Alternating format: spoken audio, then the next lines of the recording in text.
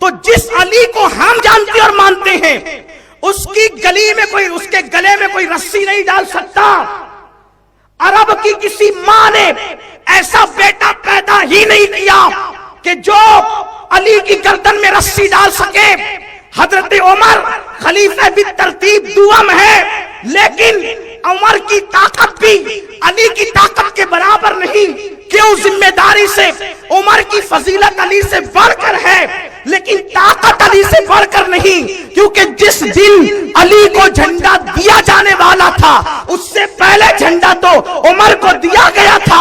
شام کو تھک کر آئے، حضور میں نے بڑی کوشش کی لیکن کامیاب نہ ہوا. تو نبی نے مسکرا کے کہا کل جھنڈا اس کو دوں گا جو خدا و رسول کا محبوب ہے، اللہ رسول سے محبت کرنے والا ہے، اور قلعہ اسی کے ہاتھ میں فتح ہو جائے گا.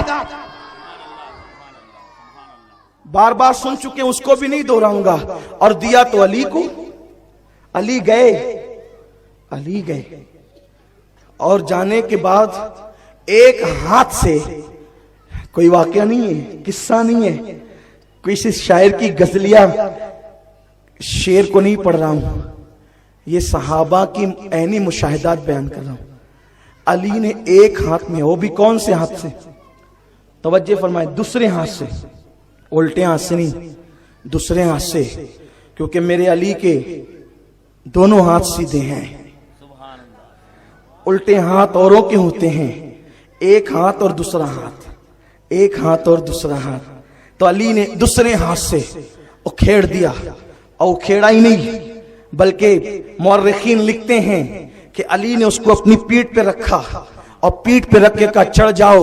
لشکر گھوڑے دوڑا گیا علی کی پیٹھ پر، پھر لوگ چڑھ گئے، قلعہ فتح ہو گیا. علی نے اس کو پھینکا تو دو روایتیں ملتی ہے، 70 لوگ مل کر اس کو اٹھا نہ سکے، 80 لوگ مل کر اس کو اٹھا نہ سکے. یہ دو روایتیں ملتی ہے.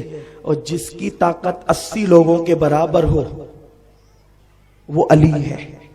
اس کی گردن میں کوئی رسی ڈالے گا؟ جس میں 80 کی طاقت ہو اس کے گلے میں کوئی رسی ڈالے گا؟ وہ تم کمزور کسی کو مانتے ہو جس کی گلے میں رسی بھی آتی ہے. ہم تو اس علی کو مانتے ہیں. کبھی زنجیر ہلتی ہے، کبھی در کانپ جاتا ہے علی کا نام لے کر. اب علی کا نام لینے سے اب بھی خیبر کانپ جاتا ہے.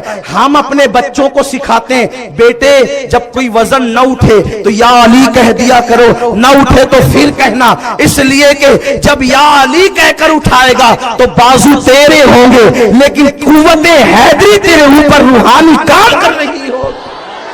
آج بھی ہم مشاہدہ کرتے ہیں، آج بھی مشاہدہ کرتے ہیں. خدا کی عزت کی قسم آپ سوچیں کہ یہ کوئی میں کہانی قصہ کہنے چلا ہوں، نہیں. آؤ ان لوگوں کا ذکر کروں جنہوں نے توحید کا درس ہندوستان کے کونے کونے میں پھیلایا.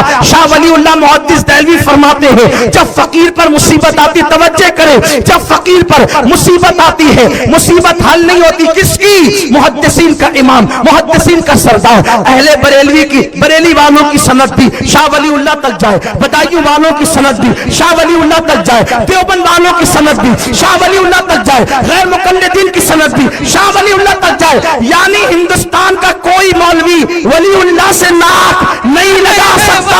ہر آدمی کے سامنے اگر شاہ ولی اللہ کا نام لیا جائے تو وہ کہے گا ہمارے ہیں. بریلی شریف والے کہیں گے ہمارے ہیں، کہ چوچا والے کہیں گے ہمارے ہیں، بدایوں والے کہیں گے ہمارے ہیں، حتیٰ کہ دیوبند، سہارنپور، بھوپال والے بھی کہیں گے ہمارے ہیں. جس کو سب اپنا مانتے ہیں اس ولی اللہ کا حوالہ پڑھنے لگا ہوں. وہ ولی اللہ کہتے ہیں کہ جس وقت مجھے مصیبت آتی اور ٹلتی نہیں تو میں صبح فجر کی نماز پڑھ کے نجف اشرف کی طرف اپنا رخ کرتا ہوں اور رخ کر کے کہتا ہوں نادی علیم مظہر العجائب تجید اولنک فی النوائب کل ہم و غم سینجلی بنبوتی کا یا رسول اللہ و بلایتی کا یا علی یا علی یا علی. اور میں 7 قدم چلتا ہوں، اسی وقت اللہ میری مصیبت دور کر دیتا ہے. نعرہ